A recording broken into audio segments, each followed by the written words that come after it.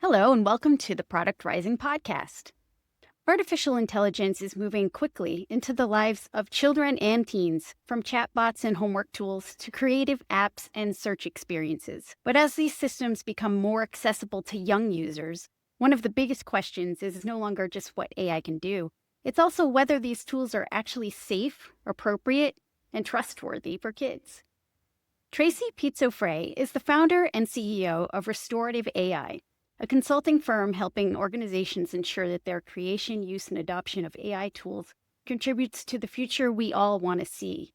She has an extensive background in applied use of advanced technologies in both public and private sector organizations, having spent 11 years at Google, where she was the managing director for outbound product management and responsible AI at Google Cloud. More recently, Tracy served as senior advisor on AI to Common Sense Media, where she helped to create and build internal capacity for an AI risk assessment process for AI tools that impact children. Today, we'll talk about the processes and evaluations Tracy has developed and where she thinks evaluation of impact on kids should go next. Welcome to the podcast, Tracy. Thank you so much for having me. It's a pleasure to be here.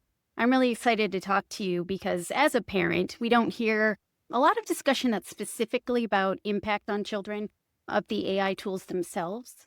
And a lot of AI products are actually being used by children and teens. If you have kids in school, as I do, you know that often they're encouraged in classrooms. We don't really have a lot of visibility to exactly what teachers are encouraging, even if they were not originally built for them. So they're definitely out there and they're being used. What risks do you see are just is especially important when the user is a child? Yeah. So I should also say I am a mom of teens. So really resonate with everything you just said. I think there are a number of risks that are unique to kids throughout their development into adulthood. And those risks can change depending on their age, sort of like developmentally where their brain is, because brains aren't fully developed till well, it used to be mid-20s. Now I hear it's mid-30s. I don't actually know. Wow. Okay. Long time. As you look across the spectrum of AI that kids interact with every day, the same way we interact every day, whether we know it or not, we are all using tools that are powered by machine learning and artificial intelligence. I use those synonymously all the time. So a lot of that can be totally fine for kids. If they are playing a game that has been assessed and understood and there isn't harmful things in the game, like there are things that, can be totally fine. The problem is, and I'm going to speak specifically about generative AI here, and I think probably a lot of our conversation will be mostly about generative AI, but I do want to stress that there are a lot of things that are impacting kids and education that are not generative AI that are also concerning. In the case of generative AI, as children grow, they can be engaging in a lot of imaginative play, a lot of fantasy. And if they are communicating with a chatbot who is engaging in those things with them, even if all of that engagement is completely innocuous, it's not engaging in any of the harmful content that, is really top of mind for a lot of us, kids don't necessarily understand whether that is real or not. And that challenge can actually become greater as kids become teenagers, where it can, particularly in a world where kids are on technology so much of the time, so much more of the time than they are with other human beings and other teens in general, where you can really lose sight of what's real. You can really lose sight of how you are emotionally connecting to a computer and what that can sort of take you into, and then what can happen after that, which is where a lot of the concerning behaviors come. But to your point about education, I've been in the world of responsible AI since 2017. So for a long time. And even in that time, there was a huge amount of hype about AI and what it could and couldn't do. And I would have hoped that that hype would have come down now, but when generative AI became a consumer technology, it really skyrocketed. And so right now we all live in a world where we're being told what AI is good for, and generative AI in particular, what it's good for, what it can help us with, how we should use it. But it's really hard, even for us as adults, to know, is that real? Can I actually rely on it? Can I trust it all the time? And people in this moment often are using it the same way they might have used a search engine, but then not spending the time to assess the outputs. So it can range from very real harm to not understanding what is fact or fiction to things like loss of critical thinking and creativity over time. Do you actually think some of the companies that are involved in creating the models are aware of this, or are they still sort of in a research phase? I feel like there's different opinions on as to whether the harms are real. There are a lot of different opinions. And again, speaking about generative AI, it's very hard to quantify harm because generative AI generates new things every time. That's the marker of how it is functioning. And so there can be, harmful things that happen. It can be very easy for companies to say, well, we weren't the cause of that. Look, there's all these other things, right? And you can have these pockets. And even if most of the time it works in a way that you and I would say that's okay for my kids, the fact that there are a number of cases that you can test for, you can see happening in the world where that's not the case, that is concerning. Now, I've been in the world of technology development since 2006. Across all of the things that I worked on, and even at Google, I worked on a number of different things before I got to AI. Every single consumer-facing technology that I have been a part of or seen is adopted first by teachers and by teens who can access them. And then also like the general early adopters. But you see an enormous amount of usage out of those populations. I've seen in many cases where there's a huge drop off in the summer because kids are out of school and teachers are out of school. So these are not new to the companies that are creating these models and then, putting them out to consumers. And regardless of what they say they can know for sure, they know a lot more than is being represented, a whole lot more. At this point, it's very hard for me to understand why more action hasn't been taken, knowing what I'm confident they know. Interesting. Now, I imagine that leads to the genesis of the idea that Common Sense Media had, that you worked closely with them on, to have some tools for parents available to evaluate these models. Now, do you know, how did that idea come to be, and what gap were they trying to fill? Yeah. So to be totally clear, I just want to make sure everyone understands I'm not representing Common Sense Media. I no longer work with them. And so I can only speak to my experience. What I certainly experienced is that I think most parents know Common Sense Media for their media reviews and have used it likely from when their kids were tiny till, way later. I still look up movies or other things. What Common Sense has done over, 25 plus years, it has become this incredibly trusted, independent voice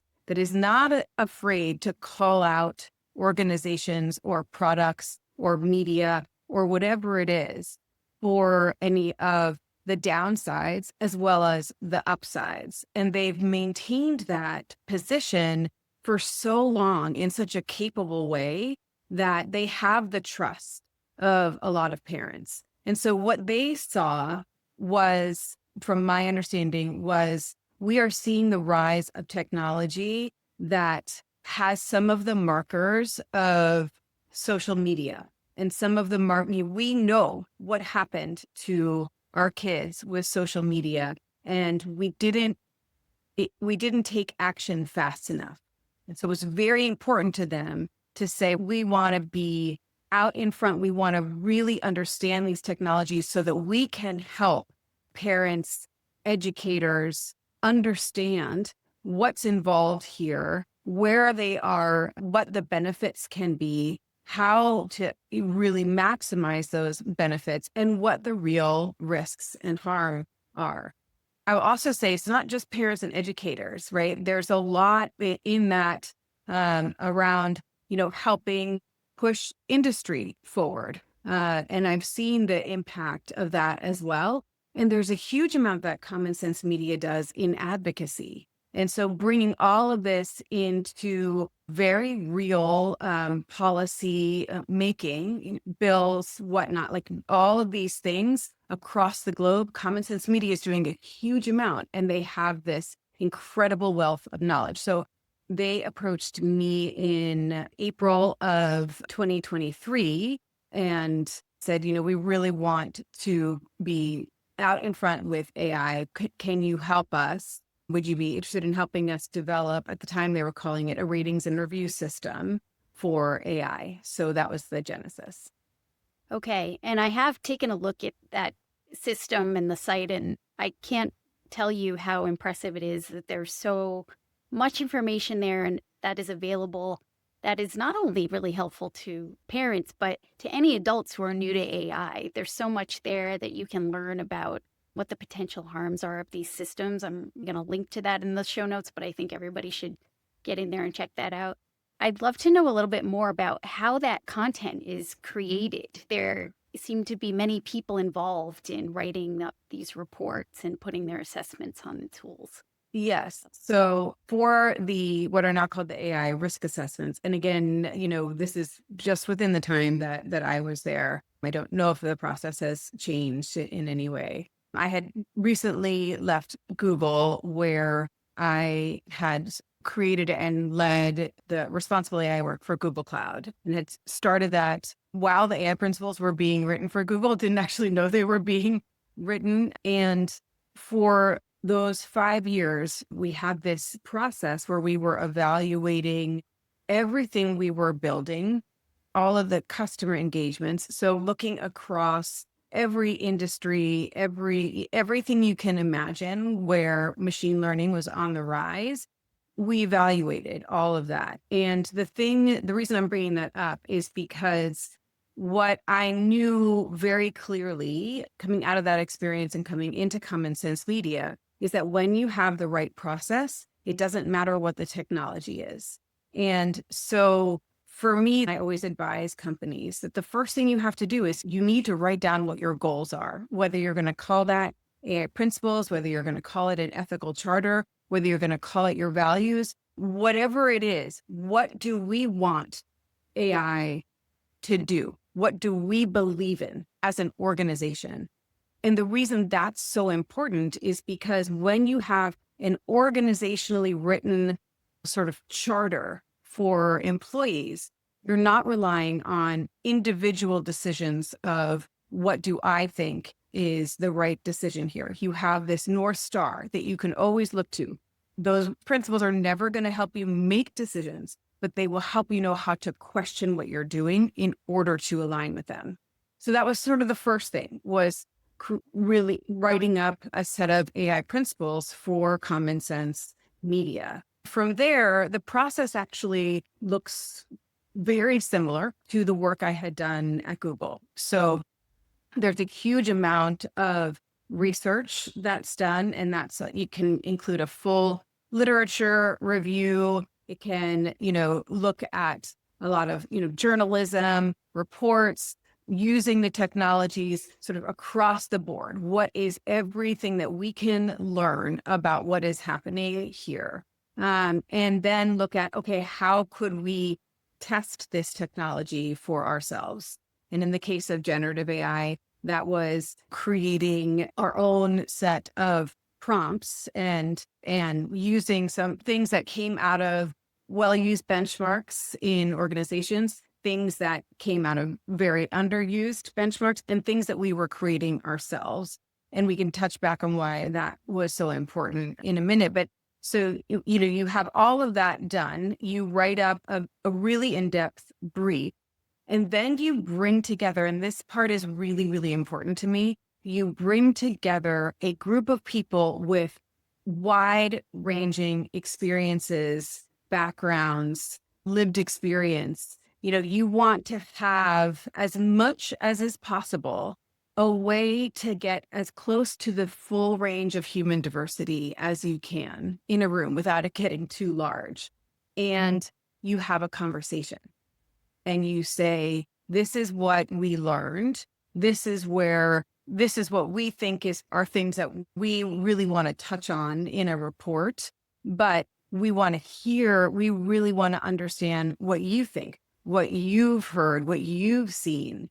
In all of my years of doing this, hundreds and hundreds of reviews, I have never, ever, ever had a review that didn't raise something that we hadn't thought of as the creators of that brief. And the only way that's possible is by having this group of people come together and discuss, and often discuss very difficult topics, which is also why psychological safety is very important, particularly in a company, because you're dealing with a number of things that many people don't want to talk about. They don't want to think about how they might be contributing to things like systemic racism or sexism. Those are very difficult conversations. And so ensuring that team feels comfortable to share everything they need to is incredibly important. From there, then it's a process of writing. And in my experience, that writing also involves a whole new set of research where you're really trying to put together something and you're like, oh, I need to test that, or I need to find are there any other research papers that I can use to really corroborate this? And what was really hard, certainly for me, is helping to create these risk assessments that are accessible to anybody, that anybody can read and understand. I like to provide all the detail because I think that can be really helpful, but sometimes that can be very overwhelming. And so common sense, the team I worked with, that was one of the things that I really learned a whole lot more about throughout that time was, how do you take these complex technologies and really distill it down to what matters? And how is that different for parents? How is that different for educators? How is that different for industry influencing? How's that different for advocacy? And how's that different for kids and teens themselves? Yeah, I actually wonder too if what I've noticed is some of the teachers, depending on the generation they were raised in, have different attitudes and opinions about the technology themselves. So they're this part of the same staff in the same school, but they have different approaches to the tech depending on whether they started teaching 2 years ago or 25 years ago. So I imagine you also have to get your educators on the same page within these organizations, which can be challenging. We don't hear that too much about that, but this tool certainly provides something that they could possibly use to get there. And I think it's a lot of what you're talking about in every industry, not only education, when, you have all of this hype about, and very real, we're seeing it happen, about automation and how that's discussed as this great and wonderful thing. It can save companies money, but it really impacts labor, and it impacts labor often in unfair ways for already marginalized communities of workers.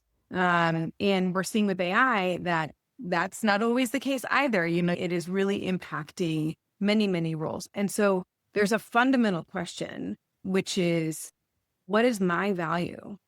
What's my value going to be to this school, to this classroom, in a world where AI might be doing some of the work for me? Am I still going to be important? And so all of that is in the mix as well as AI adoption moves forward. Yeah. Do you feel like when you were doing the sort of principle writing and the authorship that you were talking about earlier, were there categories of risk or harm that you think people are not quite understanding the stakes, the level of vulnerability that they have and they need to know more about? Um, yes, I think if you were to ask most parents at this point about whether social media can be harmful, they would tell you that it's harmful and that they've seen it in their kids, that there can be great things and really bad things. And, I think similarly here, you know, we've definitely had that in mind. What could be the range of harms that could happen? How could we help prevent those from getting to the point where social media is today?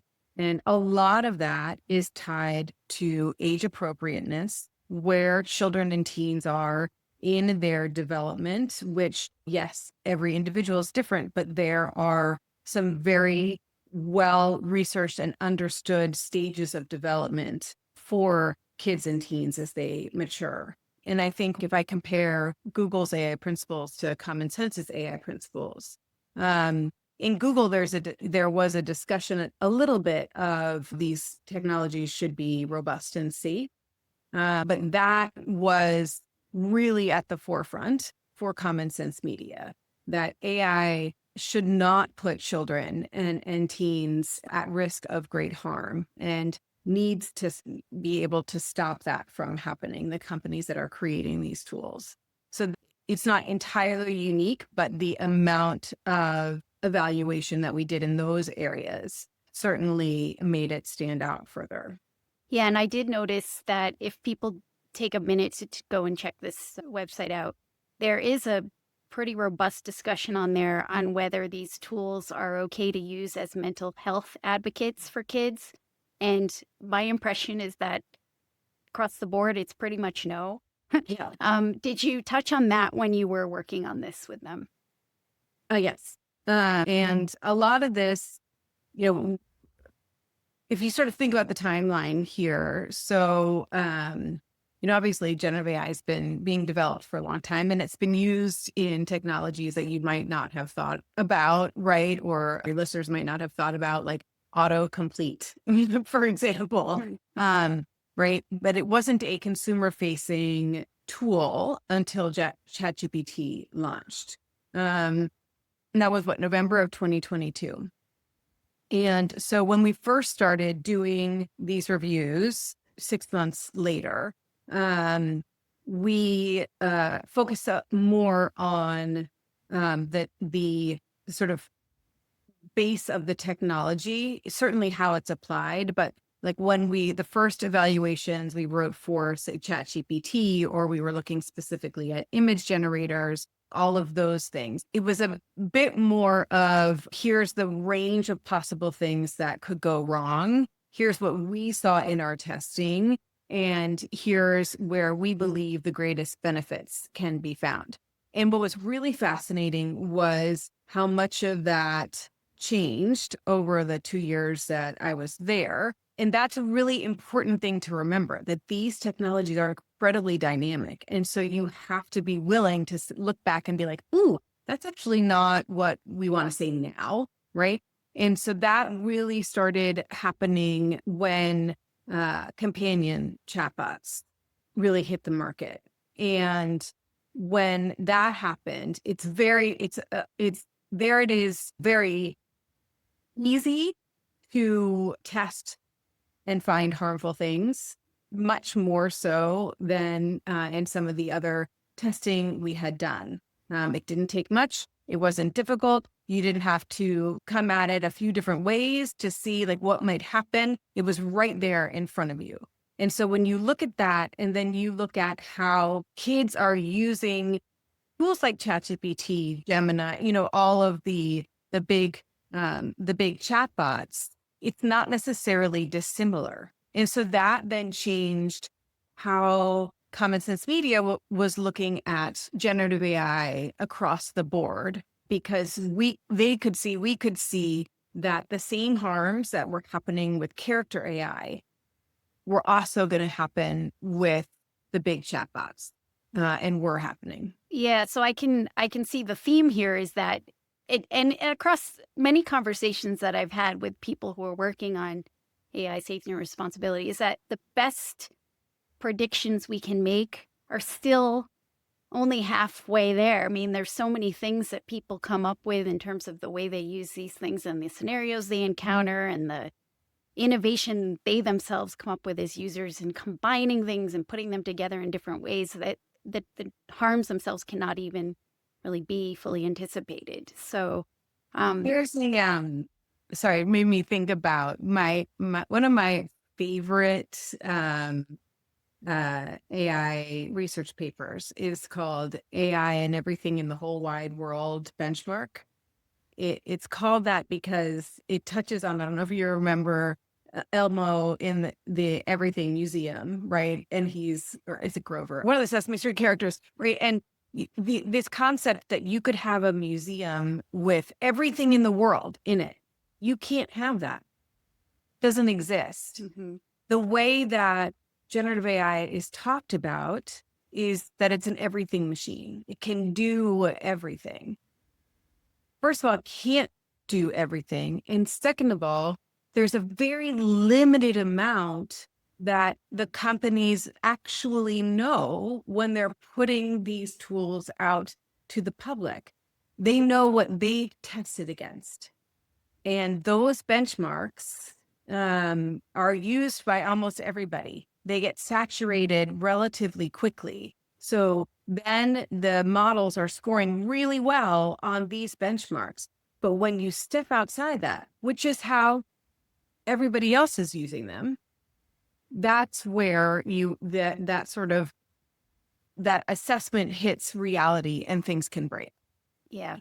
And with young people, I mean, maybe this is obvious, but can you speak to why is it a different category of harm for young people? Like, why do we care and put them in a different category than any other people on the earth? Yeah. And maybe for this, let's focus on that companion use because it speaks to sort of everything else.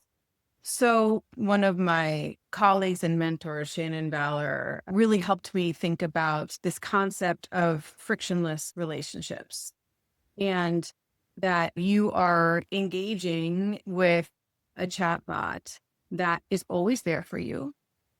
It never gets tired. It never gets bored. It's always going to engage with whatever topic you want to talk about. You can change topics at any moment. If you ever feel uncomfortable with where a conversation is going, you can say, hey, let's just move on, right? And talk about something different. And those are not real world relationships. And real world relationships are messy, and they push us, but they make us better, even when they are difficult. And certainly when they're great. And so when you have young developing minds who are engaging in these frictionless relationships, well, that's a whole lot easier than it is to talk to a human. It feels better, at least initially, right? And because, a unsolved technical problem for generative AI is sycophancy, it is over time going to be more and more likely to validate your viewpoint and what you are saying, right? And so those arcs start to really not only shape the way kids interact, but also with whom they interact and when and for what reason. And when that becomes the North Star of what a great friendship, we're not even talking about romance right now, just a friendship, a thought partner, whatever it is, when that becomes the North Star of what you want in a relationship, then everything else is going to disappoint you. And so that's where you have then it just increases this epidemic that our kids and teens are facing of loneliness, of anxiety, right? You can become extraordinarily insular. You can remove yourself from the real world more and more because it actually feels difficult, right? And that alone is an extraordinary challenge for these tools.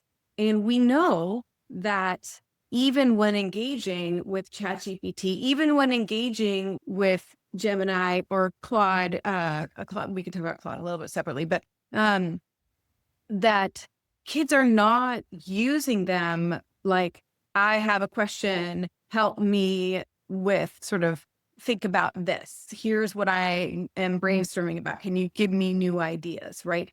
They are engaging in conversation because what they're getting feels human-like. And so they're engaging in a human way. And what's really upsetting is that, and certainly I can't say how broad this is, but in many cases, teens especially know that they're talking to a computer. They're not confused about that. Younger kids, maybe, but teens know, and it doesn't matter. And so when so much of the focus then becomes on, in terms of how to address this, is on reminding teens that this is AI, right? All of those things, that really worries me because that's not important to them. It's the content and the engagement that is what is creating these addictions to the frictionless relationships. Yeah, because they're eliminating any kind of pain or challenge or That's right. really the opportunity to grow. That's right. And Yeah. even in some of the testing that I did, I was engaging with a chatbot about a very, you would know that I was afraid of a parent. You would know that a parent was hurting me as a teen, right? That's the conversation that was happening. And even with the chatbot coming back and saying, oh, that's really hard. Like, could you talk to them? Like all of these different things. The moment I said, I don't want to talk about this anymore, it's dropped, which is not what you would do, right? Yep. You would contact a trusted adult. You would do whatever it is to help in that moment, but that's not what's happening. So I think it's clear why you would need multiple disciplines and different kinds of people in a room. But how is an evaluation performed? Like, what are the mechanics there? Is somebody prompted? Like, what is happening when they're doing that evaluation? So there's a lot of different ways to do these kinds of evaluations, but I'll tell you what I lean on and have since the very early days, because I think it really matters. And yes, it's more bandwidth, but it's manual. You will just never get the same nuance and the depth of results and information about what's happening when you run an automated test, when you run, here's all the prompts, and then it spits things back at you after you've said go. And those have their place, right? They're also really important and they can give you a lot of helpful direction. But it's really in the manual testing where you find things that are not seen in other places and in other evaluations. And in this case, if I think about sort of the arc of the evaluations that we were doing at Common Sense, the first sort of test prompts that we used and developed, like I had mentioned earlier, were pulled from benchmarks. And so they were the same every time you would run them. And that's really important also, because that gives you information of just how good is the chatbot on this particular prompt. But they weren't necessarily multi-turn, so they weren't like full conversations, just a prompt and a response, and then reporting that. What became really important as we got into the companion work was to make sure that we were engaging the way teens would engage, which is not how these tools are being tested before they're put out into the world. And so for that, it's looking through, a massive amount of prompt databases, that are accessible to researchers to pull what looks, and sounds like teens, like going through Reddit, going through any places where you can find how kids are engaging, the ways that they're speaking, and then developing prompts from that standpoint and making sure that it has all the shortcuts, all the emojis, all of the words that are used in place of something else. Yeah. And that's where you really start to see these very clear patterns. So when we do that, we would then go with the giant spreadsheet of prompt response, and then whole conversations that you happen because you know that models degrade over time. And so really wanting to assess for that. And then we score them.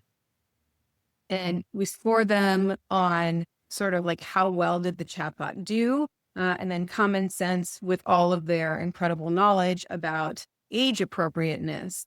Then we'd have pulled in that team at Common Sense to help score from an age appropriateness standpoint. And then we would share all of that with the review team, who would often call out, like, how come this is scored a 1? Or why is this not a failure? Or, whenever it is. And so all of that, again, you're looking for these patterns, and that combined with all of the research you've done, that's the process. That's what leads to, okay, this is a thing that's really important to talk about. This is a thing that parents really need to understand. This is a thing that I want to make sure gets out in the world, right? For anybody who's reading these, right? So that then provides that outline that you then fill in. Yeah. Are there any specific examples that you recall that were surprising? Maybe somebody didn't anticipate it, but in your findings, it was clear that this was an area that needed to be illuminated immediately for parents that had not been prior. Yes. Well, two things I would say. One of the things that we uncovered in our research was that of the way that kids and teens were using generative AI is very different from what parents thought they were using for generative AI, or even if they thought they were using it at all. That the vast majority of kids and teens surveyed are using generative AI all the time. It's not so much necessarily for like, do my homework for me, although that definitely happens. And that is like the peak concern that people talk about most often. It is as a companion, whether or not it was Character.ai or what I call a multi-use chatbot, like a ChatGPT. That's what they were doing. Okay. And that combined with the finding that at the time, I think it's 60% of use of ChatGPT is sexual role play. So it's not the information, and that's across everybody. That's not just kids and teens.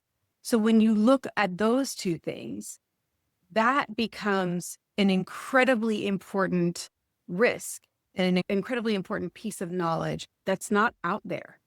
Common Sense then went and did original research around this topic and found the same things over and over, that kids were using companions. Parents didn't necessarily know about it, and they had no idea how much their kids were exposed to these tools and these harms. Okay. Yes, I agree with you that everybody thought, even 6 months ago or a year ago, that it was about homework. Right. And cheating on homework. And sure, that's a problem. But what you're talking about is a little bit more almost existential. That's right. Look, it shapes worldview. And that's the other piece. Like, no matter how you're using it, it runs this risk of shaping a kid's and teens' worldview over time. And if you think about when an organization doesn't have or adhere to any ethical principles, it's very easy for a chatbot creator, particularly the model developer who's then putting out a chatbot app, to have it react in different ways that can intentionally shape worldview. That's So what I'm curious, and I don't know if you have an answer to this question necessarily, but Is there a two-way street here? Could some of this research be passed back to the model creators to help them better anticipate some of the harms and do better with the models deployment themselves? Or, where do we stand with that? And it is. And I think there's a huge amount of people that I've engaged with who are working within these companies who really care. And I saw this at Google, right? The group of people who are working across the responsible AI ecosystem, hundreds and hundreds and hundreds of people who care deeply about ensuring that the technologies they are creating are not causing harm or not creating unfair bias, all of those things. So, and certainly there are partnerships that Common Sense Media has created with a number of organizations where they're engaging with these organizations who say, help us, right? We want to know how to be better. Mm-hmm. And that's amazing, right? There were a number of very, very obvious ways that this happened, even early on. The first set of reviews that we published, Snapchat changed a thing that we called them out for very quickly, right? There's things that we saw happening within organizations depending on the risk assessments that we were creating. However, as you see with any technology, we can pick on Instagram here for a minute. Even with all of that care and concern, and even with all of that internal knowledge, if something really runs against a business model, it gets very hard for the people inside an organization to make the case that something should be different. Right. And these generative AI is extraordinarily costly. If you look at just the billions and billions and billions of dollars that these companies have raised, and yes, they are making money, but to get to even break even, much less profitable, is a moving target, right? And so when there are types of use that people will pay for, that people come back for over and over again, it can be very difficult for a company to say, we're not going to do that now. Right. So a lot of the things that we see continuing to happen stem from that space, right? We need to do this where it's important for our business. And there's always going to be trade-offs. Everything you do when you're engaging in responsible AI or trustworthy AI, however you approach it, that is what happens, at an enterprise level, at a consumer level. The point is to really understand all of the inputs, all of the information that you need at the beginning to say, okay, yes, we know we're not going to solve systemic racism with this technology, this product, but we can understand better how it impacts that. What system is it engaging in? And then you make decisions. Then you have the most information you can have to make decisions and know what trade-offs you're making, not be blind to them.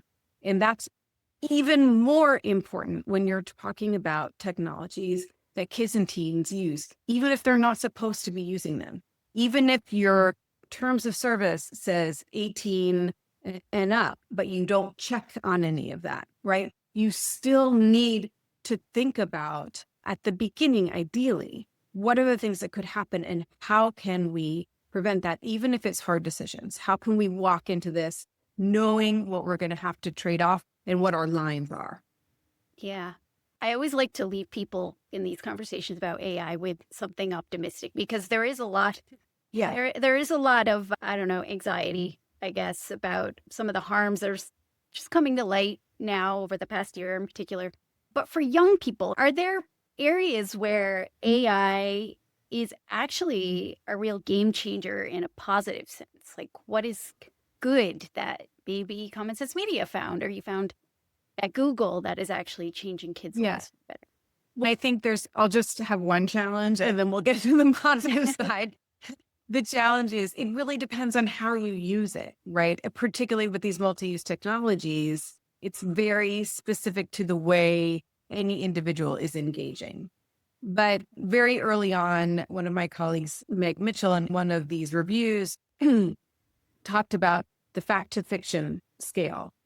And that concept has really, really helped me a lot. And with the idea that anything where you are relying on factual accuracy, where you are going to just take a response as word, not check it, not do anything, where you're relying on that, maybe don't have it be at least your only thing. But as you get into creativity, it can really shine if parents and teens think about generative AI as a thought partner that's not human, so it can be human, but as a way to say, okay, this is what I have so far. This is my understanding so far. This is an area that I want to learn more about. Here's what I know. Can you help me go further from here? If I'm writing a story and I'm stuck a little bit, like what are some ideas, right? As long as then those become that child's own, right? They're not just taking what they're doing. From an artistic standpoint, if you use image generation the right way, and I caution a lot because you can get into trouble very quickly, but it can be an incredible creativity tool. There are a lot of ways. I will say that I believe that the most beneficial AI technologies are built for purpose. They use much smaller models. They're thought about how they might impact from the very beginning. And oftentimes those tools don't mean generative AI. We're in a world where we think this is the thing that we should use for everything. But oftentimes predictive AI can be really great. And that can help kids and teens just as much, and products and applications and the way that they engage. All of those things can be great, but it is always in how we use them. Yeah. I want to thank you for speaking to this today, because this is an incredibly important topic. I feel like it's hard to find places where people are talking specifically about the variety of harms to children and the variety of opportunities really as well. So thank you so much for joining us. I wanted to ask if you have specific resources. Well, of course, I'm going to say Common Sense Media, an organization that has such a depth of knowledge for so long about media and kids. And they have so much information, these risk assessments, the research they do, all of it. Like, it's a great resource for parents. Great. Go beyond the media reviews, if that's what you know of it, and explore more, because there's a huge amount there. I think if parents are interested in knowing a little bit more about the inside of how these technologies get created and what some of the people challenges might be, Karen Howe was an extraordinary journalist, wrote a book that was published about a year ago called Empire of AI. And it's the story of OpenAI and Sam Altman. But she touches on so much about how this stuff gets built and where that can be problematic and where it can be good. And it's an incredible book. Always recommend listening to it because it's her reading. And so you really hear how she wants to talk about it. And, I think I would pay attention to some of the lawsuits that are happening right now for social media, because that can really help parents understand the folks who've brought these lawsuits, what their experience has been, but also how these companies try to defend themselves against it, because that can give you a new way of looking at what you're looking at.